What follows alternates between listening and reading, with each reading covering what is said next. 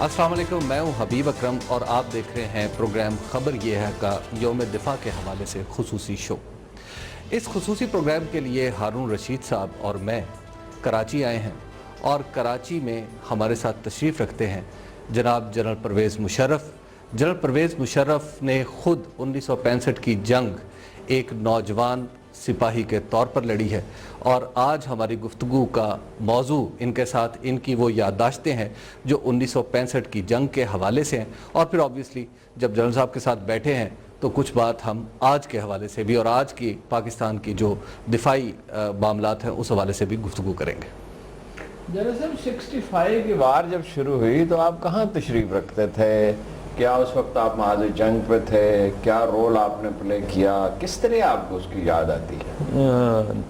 हम लोगों को कैंटोनमेंट से मूव आउट कर दिया था। ये किया गया था मेरे ख्याल में सन 65 के फरवरी मार्च में।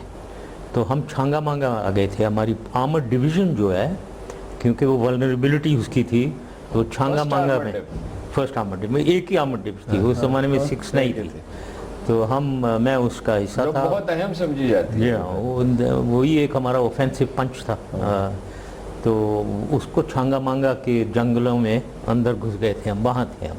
और जब जंग डिक्लेयर हुई है वहाँ से हमने शुरू किया है और आगे गए हैं। कसूर सेक्टर में पहले गए थे। अच्छा, किस महाज में थे आप और आपकी क्या जिम्मेदारी थी उसमें? ये आर्मर्ड डिवीज़न जो है, ये तो क्योंकि एक ही हमारा आर्मर्ड डिवीज़न था तो ये हर महाज पे गया। हम शुरू हुए कोट राधा किशन, आगे रायविंड और इधर कसूर में गए उस ज़माने में। तो उससे मैं वाकिफ़ हूँ ज़माने का। रूट यही था। और उधर से हम खेमकरन के महाज पे गए। खेमकरन से आगे वल्टोआ तक हमारी डिवीज़न पहुँच गई थी। और आपका रैंक क्या था उस वक्त? मैं सेकंड लेफ्टिनेंट। अच्छा, बिल्कुल ताज़ा भारत थे। बिल्कुल। मैं 64 में हम पास आउट हुए थे, तो 65 ये सितंबर में आया सेकंड लेफ्टिनेंट।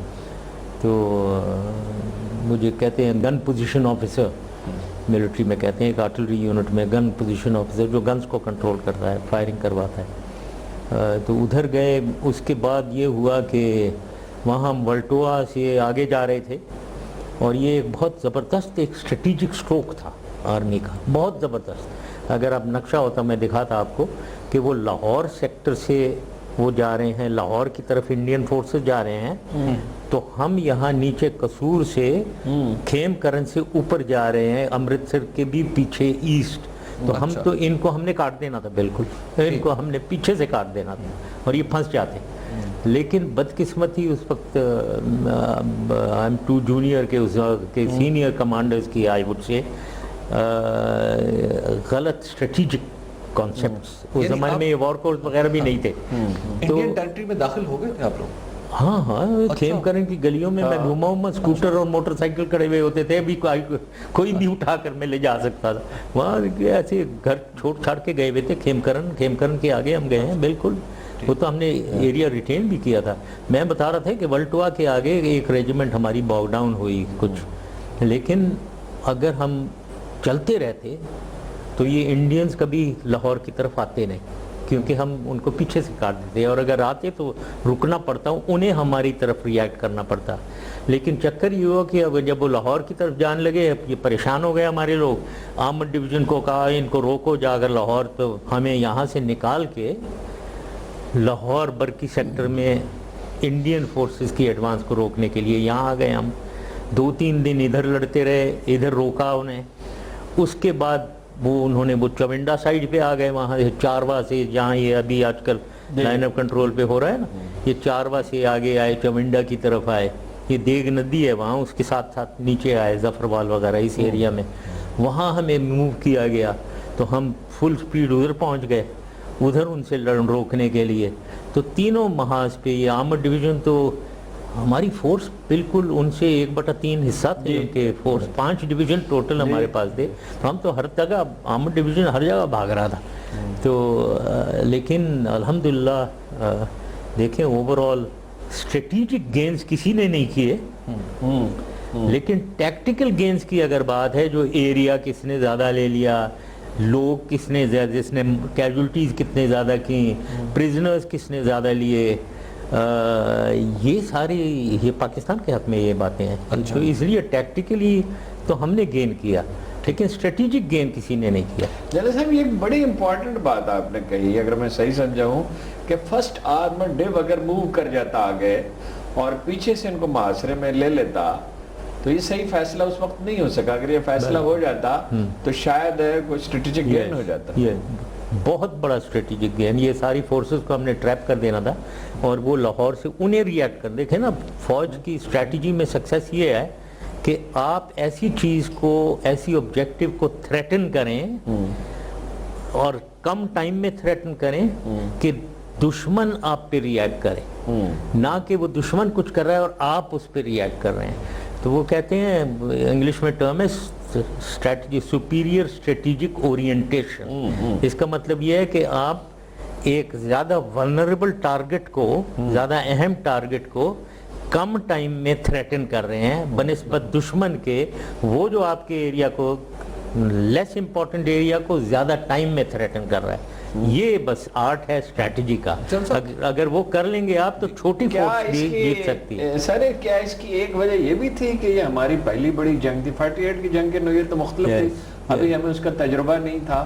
شاید اب ہمیں کچھ تجربہ ہو چکا ہے مختلف طرح کی جنگ. جی ہاں, یہ بہت اچھی آپ نے بات کی. یس یس انڈیڈ, میں سمجھتا ہوں کہ ہمارے سینئر کمانڈر جو تھے ان کی اسٹریٹجک نالج, اس زمانے میں یہ این ڈی سی نہیں تھا, تو یہ وار کورس جو ہے جو بعد میں آیا ہے اس کے بعد, جو اب تو ہمارے کرنلز اور بریگیڈیئر الحمدللہ کوئی جنرل بن ہی نہیں سکتا ہے وار کورس کیے بغیر. یہ بہت زبردست کورس ہے, اس میں آپ کو اسٹریٹجی پڑھائی جاتی ہے. تو الحمدللہ اس وقت میرے خیال میں فوج کی جو اسٹریٹجک انڈرسٹینڈنگ ہے وہ بہت سپیریئر ہے. میں یہ پوری وثوق سے کہہ رہا ہوں, 65 کے کمانڈرز کے بنسبت آج کل کا جو جنرل ہے بہت سپیریئر نالج ہے. جنرل صاحب, آپ نے ایکشن میں کیسے حصہ لیا پرسنلی, جہاں پہ آپ گن بیٹل کا حصہ ہوں یا اپنی جو آرٹلری کا حصہ ہوں, آرمر ڈویژن میں کیسے جنگ لڑے؟ کئی جگہ, مطلب ایک تو ظاہر میں ایس جے کے لیے ریکمینڈ ہوا تھا, ستارہ جرأت کے لیے, لیکن مجھے امتیازی سند ملا. وہ ایکشن جو ہے وہ چمنڈا سیکٹر میں ایکشن تھا. ایک جگہ ہے پورب, جہاں ٹینکوں کی سب سے بڑی جنگ, جی ہاں, وہاں ادھر یہ آخری ایک رات پہلے 22 کی رات تھی کہ بہت زیادہ ایکسچینج آف فائر ہو رہا تھا. تو دشمن کے ایک آرٹلری شیل, ایئر بس شیل, میری جو گن پوزیشن تھی وہ ہم ایک قبرستان کے اندر ایکچولی ڈپلائڈ تھے. وہاں یہ بڈیانہ گاؤں ہے ایک, بالکل سرحد, بڈیانہ, بالکل بڈیانہ کے ساتھ ایک پورب گاؤں, ادھر اس ایریا میں منڈے کی بیریاں ہے, مجھے یاد ہے, اس ایریا میں ہم لوگ تھے. اور یہ لوگ دشمن جو ہے یہ چمنڈا کو ٹچ کیا ہوا تھا انہوں نے. تو وہاں سے ان کا آیا تو ایئر بس شیل, وہ میری ٹینک, ہماری تو سیلف پروپیلڈ گنز تھیں آرمر ڈویژن کے ساتھ, سیلف پروپیلڈ وہ ٹریکس والی گنز ہوتی ہیں. تو اوپر سے اس کو لگا اور وہاں اس میں آگ لگ گئی. اور میں کمانڈ پوسٹ کے اندر تھا, جو کمانڈ پوسٹ بند ہوتی ہے, باہر سے بالکل لائٹ نہیں جائے. تو مجھے لوگوں کی شور شرابہ سنائی دیا. جب میں باہر نکلا تو آسمان تک آگ گئی ہوئی تھی, کیونکہ وہاں چارج بیگز ہوتے ہیں جو شیل میں ڈالتے ہیں, یہ جو فالتو چارج بیگز ہیں پیچھے ان میں آگ لگی ہوئی تھی. اور وہاں گولے تیار بیٹھے ہوئے تھے, وہ گولوں کے پاس آگ آئی ہوئی تھی. تو یہ لوگ بھاگ گئے تھے کہ شاید یہ پھٹنے والا ہے سب کچھ, میرے ہی لوگ. تو اللہ تعالیٰ کچھ ہمت دے دیتا ہے جب آپ انچارج ہو نا کسی چیز کے, تو آپ بھی اگر بھاگ جائیں تو لوگ وہ دوسرے کیا کریں گے. تو میں نے بڑا شور بجایا, واپس آ جاؤ, اور یہ وہ میں اس ٹینک کے اندر گیا جو آگ لگی ہوئی تھی اس میں. تو ادھر وہ 3 ہمارے لوگ شہید ہوئے تھے. مطلب خون کا کیا بتاؤں میں, کیچڑ بنی ہوئی تھی خون جو ہے. تو ایک حوالدار اکرم ایک نام تھا, وہ میرے بازو میں مرا ہے, دم توڑا ہے اس نے. اور ادھر سے پھر ہم نے یہ گولے میں نکال کے میں نے پھینکے. تو ایک سپاہی تھا جو آ گیا, رحمان. کتنے گولے تھے؟ 6 گولے تھے جو تیار, اگر جو پھٹ جاتے ہیں تو بڑی تباہی آتی. بہت ساری سارا کچھ اڑ جاتا. 6 تو تیار ہوتے ہیں نا لوڈ کرنے کے لیے, لیکن دوسرے بناتے رہتے ہیں, وہ اندر اور بھی ہوتے ہیں. تو ان تینوں سپاہیوں کو نکالا, وہ رحمان آ گیا, سپاہی رحمان, بعد میں اس کو تمغہ جرت میں نے دلوایا, اسے ملا. تو یہ حوالدار اکرم مجھے یاد ہے, اس کو وہ شیل کا ٹکڑا ادھر لگا تھا, تو ہمارے پاس وہ ایک فیلڈ ڈریسنگ ہوتی ہے پٹی, وہ اٹھا کر میں نے کہا اس کو میں لگاؤں. جب میں نے وہ لگائی تو وہ پورے ہی اندر چلی گئی, وہ پٹی اندر چلی گئی, پورا اس کو چھید ہوا تھا, تو اس نے دم توڑا میرے بازو میں. تو یہ ایکشن تھا. اچھا. اور آپ کے ساتھی بھی جو آپ کو اس وقت, جو جیسے آپ نے اکرم کی بات بتائی یا رحمان کی بات بتائی سپاہی کی, اور بھی لوگ ہوں گے جن کی اس وقت داستانیں آپ تک پہنچ رہی ہوں گی کہ فلاں محاذ پہ فلاں افسر بڑا اچھا لڑا ہے, وہ کون کون تھے؟ ہاں, مطلب ایک تو میرا بڑا عزیز دوست بلال, وہ بھی اسی آرمڈ ڈویژن میں تھا. وہ بہت دلیر آدمی تھا. یہ چونڈا کے محاذ پہ ایک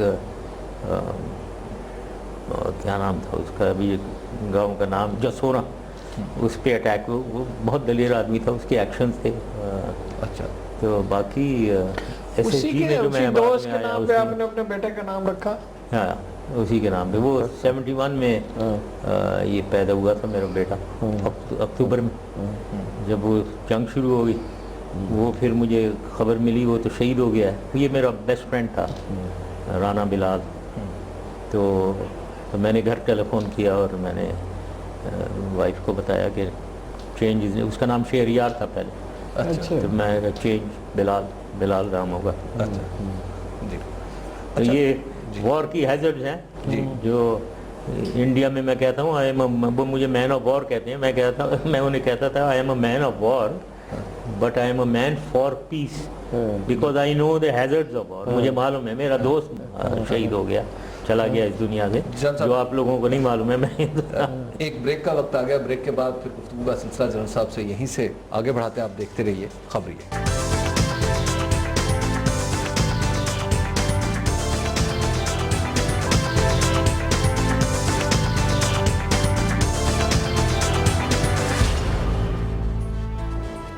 خبر یہ ہے کہ اس خصوصی پروگرام میں ایک بار پھر خوش آمدید. جنرل پرویز مشرف صاحب ہمارے ساتھ موجود ہیں اور ان سے گفتگو ہو رہی ہے جنگ ستمبر کے حوالے سے.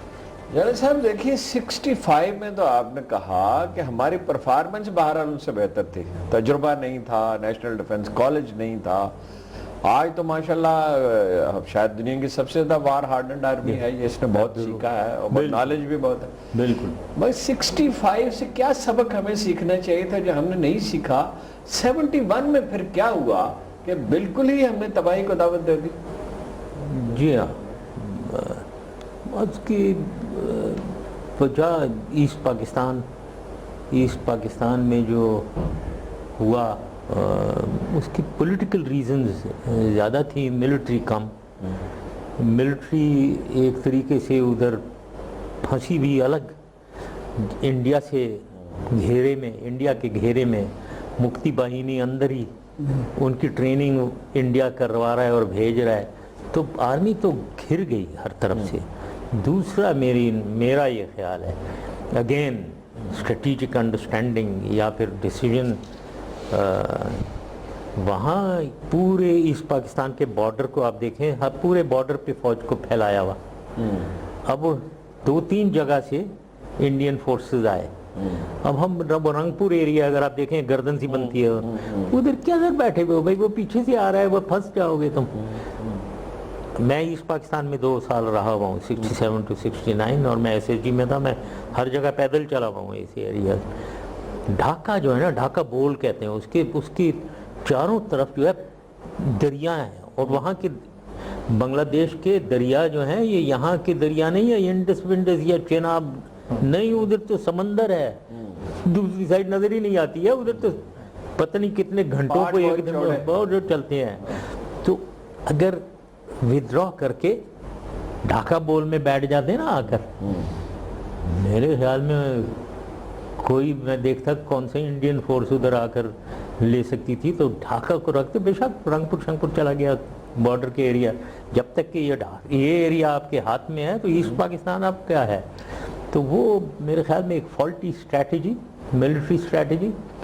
फॉलोड बाय पॉलिटिकल, पूरी दुनिया में हमारी नेगेटिव वो था कि ये हम क्यों ये बंगाली एग्जैजरेटेड, बहुत ज़्यादा एग्जैजरेटेड है ये कि कितने पता नहीं लोगों को मारा और हमने क्या कुछ जुल्म किए पाकिस्तान फौज ने, ये बहुत एग्जैजरेटेड है। तो ये हम फंस गए। वरना यहाँ दूसरी साइड पे अगर मैं तो यहाँ था, इधर साहिवाल एरिया में, बाबल नगर एरिया में और इस्लाम हेडवर्क से मैं तो SSG कंपनी कमांडर था। यहाँ टिक्का खान फोर्स एक बनाई गई थी जो आर्मड डिवीज़न था और एक आर्मड ब्रिगेड था, 3 इन्फेंट्री, बहुत बड़ा फोर्स एक यहाँ जमा कर दिया गया था, जिसको टास्क मिला हुआ था ये मलौट ये एरिया जो है ना साउथ पंजाब में, यहाँ जाने का, ट्विन कनाल तक उधर जाने का बहुत एरिया हम कैप्चर कर। मेरी कंपनी को टास्क मिला हुआ था, बीच में एक ब्रिज था कनाल के ऊपर कि आर्मड जब जाएगी तो वो ब्रिज को वो उड़ा देंगे, तो हमें उससे पहले मेरी कंपनी को जाना था और उस ब्रिज को मैंने कैप्चर करना था। सीज एंड होल्ड कहते हैं उसको, पकड़े रखना था जब तक कि हमारी आर्मर लिंकअप करे साथ। वो ऑपरेशन इतना खूबसूरत, स्ट्रेटेजिक स्ट्रोक अगेन, वो हुआ नहीं, उधर से सरेंडर हो गया और उसके बाद रोना पड़ा। मैं तो कंपनी को मैंने कहा बस स्टैंड डाउन, ख़त्म। रो रहा था मैं, वो कंपनी के 100 बंदे भी रो रहे थे मेरे साथ। अगर मैं सही समझ सका हूँ आपकी बात, एक तो स्ट्रेटेजिकली गलती की, सियासी मसाइल हमने बहुत इस तरह पेचीदा कर दिए कि कुछ सूरत नहीं रही।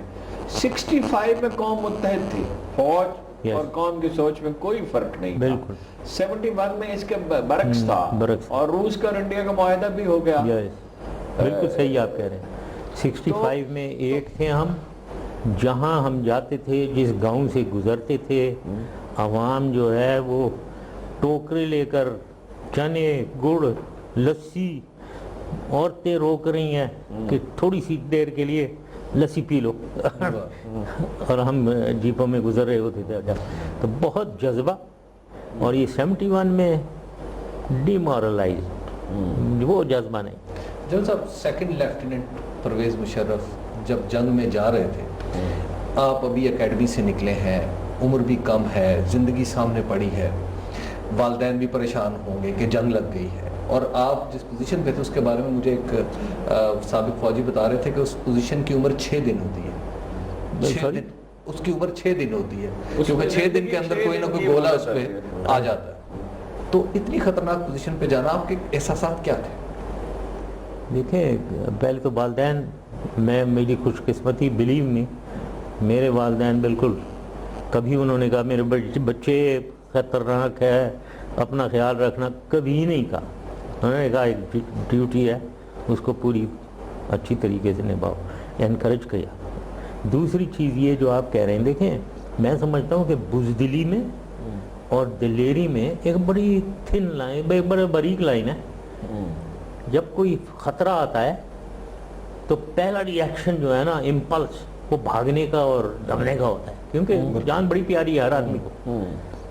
अगर आप उस पहले रिएक्शन पे रिएक्ट कर जाएंगे, इम्पल्स पे, तो आप बुज़दिल भाग जाएंगे। लेकिन अगर आप आधे 1 मिनट उस रिएक्शन को कंट्रोल कर लें, आधा 1 मिनट, उससे ज़्यादा नहीं, और फिर अगर इर्द गिर्द देखें कि यार ये 100-200 जवान, ये तो मेरे जवान हैं, मैं भागूंगा तो ये भाग जाएंगे।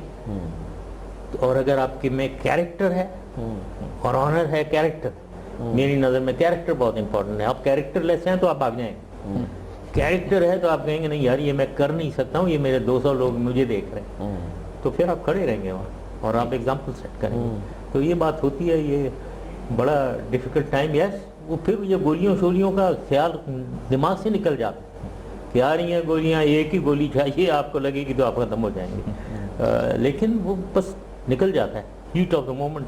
इतने मूवमेंट, लोगों को कंट्रोल करना, वो बोल रहा है, कोई जख्मी हो गया है, चिल्ला रहा है, शोर मचा रहा है, कोई आपको ऑर्डर्स देने हैं, आपने लोगों को कंट्रोल करना है, तो उसमें मगन हो जाता है आदमी। कभी ओवरऑल ये जो आपका इतना तवील एक्सपीरियंस है, अब भी आप ज़ाहिर है जायज़ा तो लेते रहते हैं, पाकिस्तान आर्मी का आप दुनिया की दूसरी फौजों से कैसे मुआवजा करते हैं? ऑनेस्टली मैं कह रहा हूँ, इस वक्त जो आपने पहले कहा था, ये जो हम ज़रबे अज़ब वगैरह कर रहे हैं, कब से लड़ रहे हैं, इस वक्त मेरे ख्याल में सबसे बैटल हार्डन्ड आर्मी हमारी आर्मी है। آپ ایئر فورس کو لے لیں, آپ ہمارے یہ ہیلی کاپٹر والوں کو لے لیں, سیاچن میں جو ہمارے ہیلی کاپٹر اڑاتے ہیں, دنیا میں کوئی کمپیریزن نہیں. اور بیٹل ہارڈن ٹروپس, ہر آدمی کو ایکسپیرینس ہے لڑنے کا. پاکستان فوج ابھی, اور ایس ایس جی کا تو میں ویری پراؤڈلی, کیونکہ میں کرنل ان چیف بھی رہا ہوں, 8-10 سال میں ادھر رہا ہوں. یورپ میں ابھی ایک کمپٹیشن ہوا, اخباروں میں ہائی لائٹ نہیں ہوئی یہ بات اتنی زیادہ. ادھر 10 ٹاپ ایس ایس جی کے لوگ ٹیمز منگوائی گئی تھی. انگلینڈ کی بھی تھی, انڈیا کے بھی تھا, یونائٹڈ اسٹیٹس بھی, جرمنی بھی. آپ کو you should be proud, Pakistan کی ایس ایس جی سب سے فرسٹ آئی ہوگا. اچھا, اگر آج اس طرح کی جنگ ہو, 65 کی ہوا, فرض کیا ہم اس کو ریپلے کرتے ہیں, آج ہم کیسا لڑیں گے؟ ہم بہت اچھا لڑیں گے. دیکھیں, مورال جو ہے نا, یہ ایک بہت بیٹل وننگ فیکٹر ہوتا ہے. اچھا, ہاں, ویپن سے زیادہ مورال, یوزر, اس کا ویپن کا یوزر جو ہے اس میں کتنا جذبہ ہے, کتنی اس میں وہ جذبے کے ساتھ, دلیری کے ساتھ لیڈ کرتا ہے. اور دوسری لیڈرشپ دیکھیں, جتنے بھی آپ دیکھیں گے پاکستان کی ہسٹوریکلی 65, 71, اور اب اگر آپ ضرب عضب کو دیکھیں, سب سے زیادہ کیجوٹیز آفیسرز کی دنیا میں یہ ایگزامپل نہیں ہے کہ جہاں کمپیریزن ریشیو آفیسر ورسز جوان, آفیسر اتنے زیادہ شہید ہو رہے ہیں. وہ یہ دلیری ہے, یہ لیڈرشپ ہے, وہ آگے they lead from the front. تو یہ چیزیں ساری تو پاکستان فوج میں ہیں, اور یہ جذبہ. اور اگر لیڈرشپ نہ ہو, میرے خیال میں اگر آپ جنگ کی بات کی ہے, تو یہ جو حکومت اور army navy air force military, یہ ایک اگر پیج پہ ہو, حکومت بھی وہی لینگویج بول رہی ہے, وہی جذبہ دلواری ہے جو 65 میں ایوب خان نے کیا تھا. ایوب خان کی تقریر میرے دماغ میں گونجتی ہے, جب انہوں نے وہ ایک تقریر کہی تھی اور پھر کہا تھا معلوم نہیں ہے انہوں نے کس کو, نہیں آگے چلو اللہ اکبر انہوں نے کہا.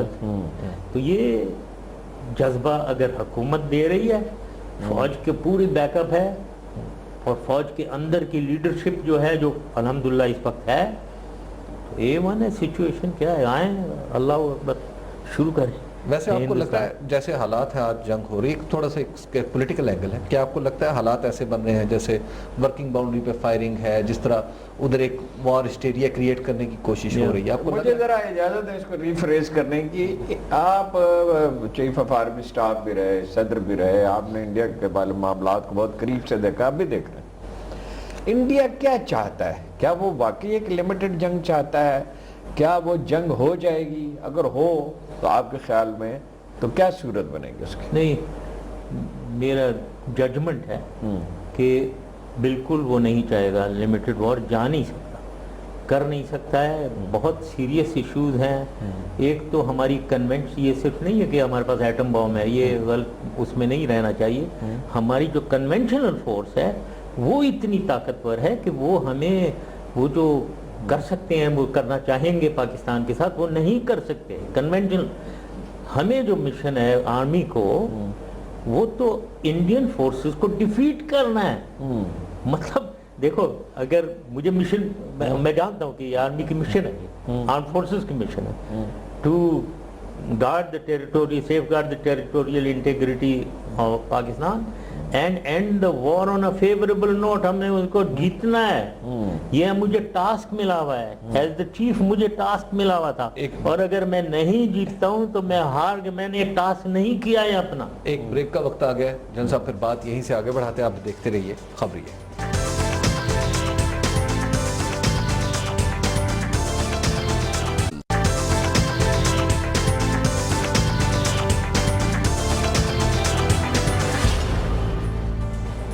Welcome back. جن صاحب, آپ بات کر رہے تھے کہ ہمارا ٹاسک ہے معافی چاہتا ہوں قطع کلام کی, آپ نے فرمایا کہ جنگ نہیں ہوگی, لیکن ان کی خواہش تو ہے.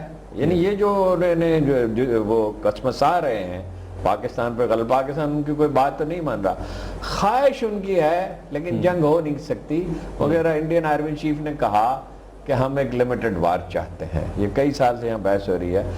فرض کیجئے ہو, آپ کا اندازہ یہی ہے, زیادہ لوگوں کا جو ان چیزوں کو سمجھتے ہوئے یہ کہتے ہیں جنگ نہیں ہوگی, فرض کیجئے اگر جنگ ہو تو کیا آپ کو نظر آتا ہے، کیا امکان ہوگا اور ہماری حکمت عملی کیا ہونی چاہیے؟ ہماری حکمت عملی بالکل ان کو منہ توڑ جواب، کیونکہ لمیٹڈ وار میں ہم برابری ہوگی ہماری، یہ بھی بات سمجھنے کی ہے جی لمیٹڈ وار کہاں کشمیر میں کریں گے؟ کشمیر میں ایک تو ہمارے پاس بہت فورسز، ہماری ٹروپس جو ہیں یہ ہماری بہت سی سول فورسز ہیں، مجاہدین بھی ہے، یہ بہت غلط فہمی میں ہوں گے، وہ آگے پیچھے سے گھیر لیں گے ہم انہیں، ٹھیک ہے۔ دوسری چیز یہ ہے کہ اگر ایئر فورس کو لیں، ان کی جو جو کشمیر میں وہ میکسیمم یوٹیلائز کر سکتے ہیں ان کے جو ایئر بیسز ہیں، اور اگر ہم بھی اپنے ایئر بیسز کو ایکٹیویٹ کریں سب کو جو ادھر میکسیمم، تو برابری ہے۔ تو لمیٹڈ وار اگر وہ وہاں کرنا چاہ رہے ہیں تو وہاں کوئی بالکل غلط فہمی نہیں ہونی چاہیے، وہاں بالکل برابری سے ہم لڑ سکتے ہیں۔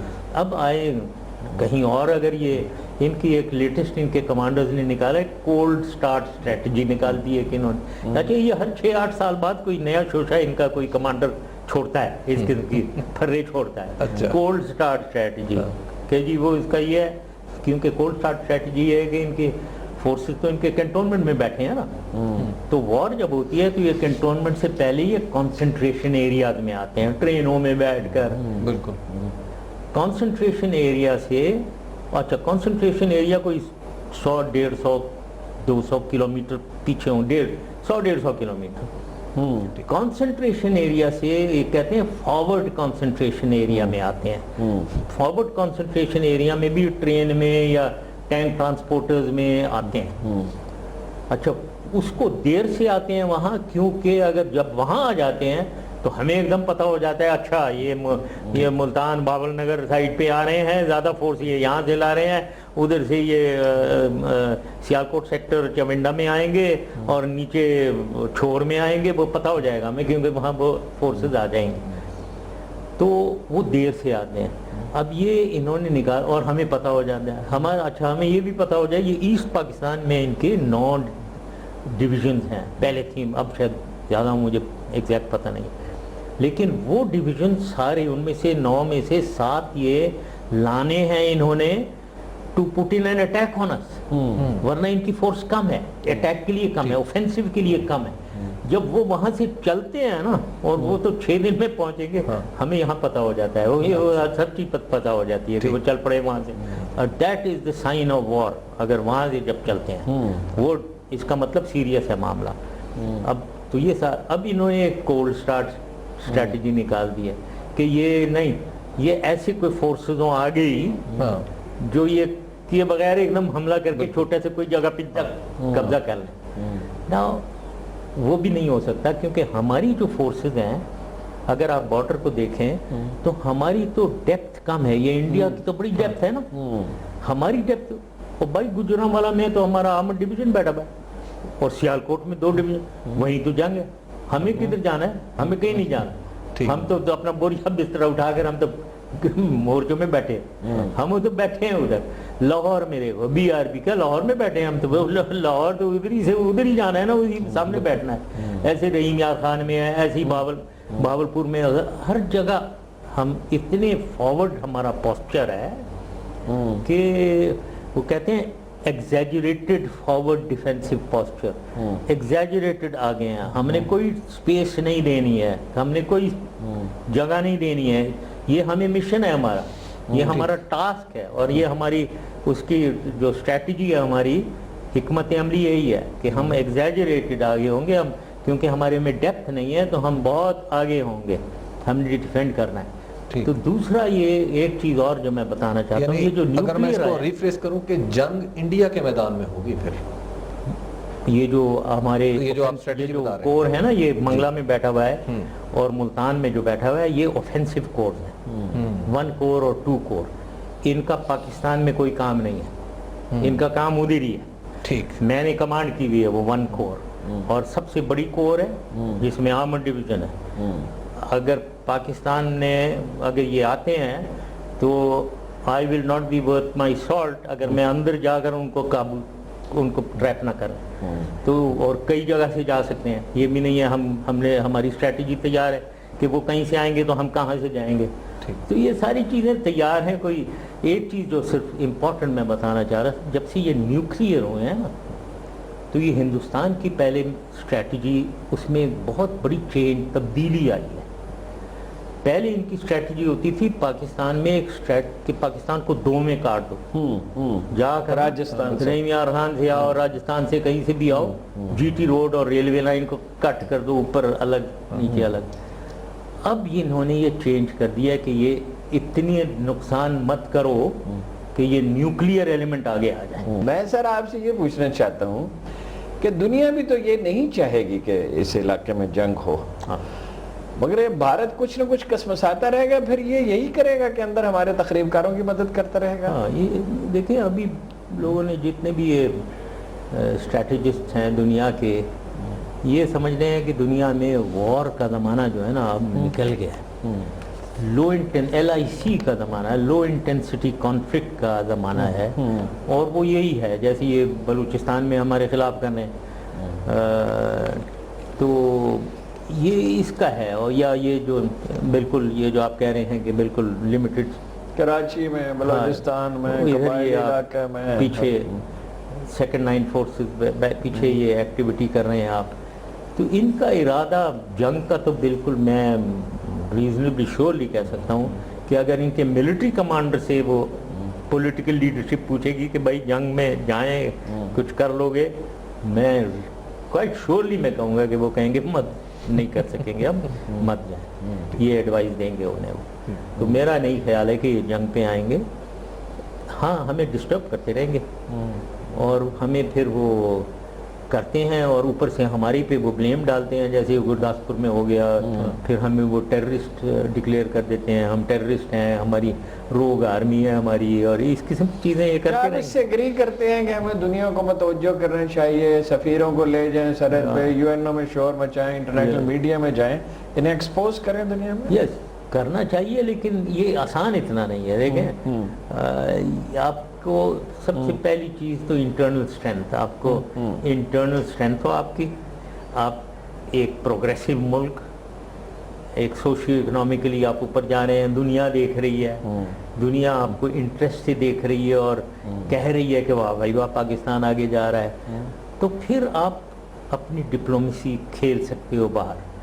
کیونکہ ڈپلومیسی کو کھیلنے کے لیے آپ کو کچھ طاقت بھی چاہیے نا. آپ نے, ہم آپ کے ایمبیسڈر کو جھوٹ بولیں, وہ کہیں گے یار چھوڑو تم کیا ہم سے بات کر رہے ہو, اپنی گھر کو تو ٹھیک کرو نا پہلے. تو یہ بالکل کرنا چاہیے, لیکن پہلے ہاؤس ان آرڈر کر کے نا پھر بالکل کرنا چاہیے. فوج تو نام لیتی ہے راہ کا اور انڈیا کے عزائم کا, تو سول حکومت تو بڑی مشکل سے پیچھے پیچھے چل رہی تھوڑا سا. ہاں, میری نظر میں ایک ایٹیٹیوڈ کا ڈفرنس میں سب بھی سمجھتا ہوں کہ ایٹیٹیوڈ جو انڈیا کے ساتھ ہے نا ہمارا, وہی ٹھیک نہیں ہے. سول کا میں کہہ رہا ہوں, آرمی کا نہیں, آرمی کا تو بالکل ٹھیک ہے.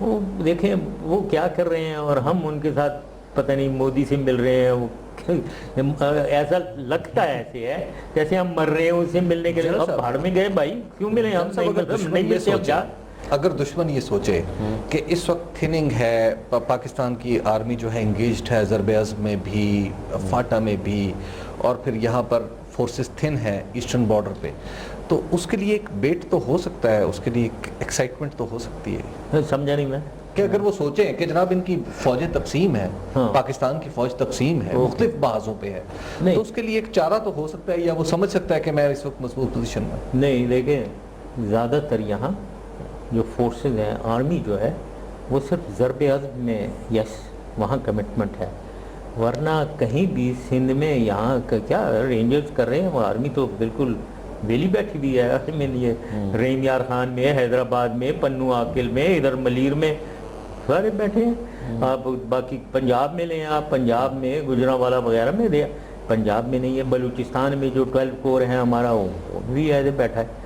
زیادہ صرف ضرب عزم میں آرمی ہے, ورنہ Frontier Corps Balochistan, D G Rangers Sindh, Ranger Punjab, یہ بہت سٹرونگ ہے. میرے زمانے میں ہم نے 20 ونگ رینز کیے تھے, F C Balochistan, F C MWFP.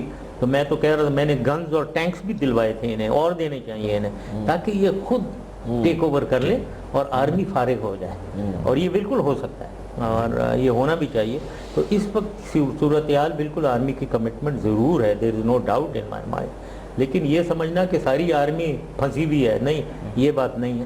پورے اب لائن آف کنٹرول ہے, جیسے آپ لمیٹڈ وار کی باتیں کر رہے ہیں, لائن آف کنٹرول میں تو ایک ایک سپاہی وہیں ہے جہاں تھا, بالکل ادھر ہی اور ادھر ہی رہے گا. ٹھیک. جنرل صاحب آپ کا بہت بہت شکریہ کہ آپ نے ہمیں وقت دیا اور اپنی یادداشتیں بھی شیئر کی اور اپنی انڈرسٹینڈنگ آف دی سچویشن بھی ہمیں بتائی, اور بڑی امید ہوئی آپ سے مل کے کہ ہم ایک مضبوط فوٹنگز پہ اور انشاءاللہ عزیز ہم پہلے کی طرح 1965 سے زیادہ منہ توڑ جواب اپنے دشمن کو دے سکتے ہیں. آپ کی بہت نوازش, ہمیں دیجیے اجازت, اللہ نے کے بعد.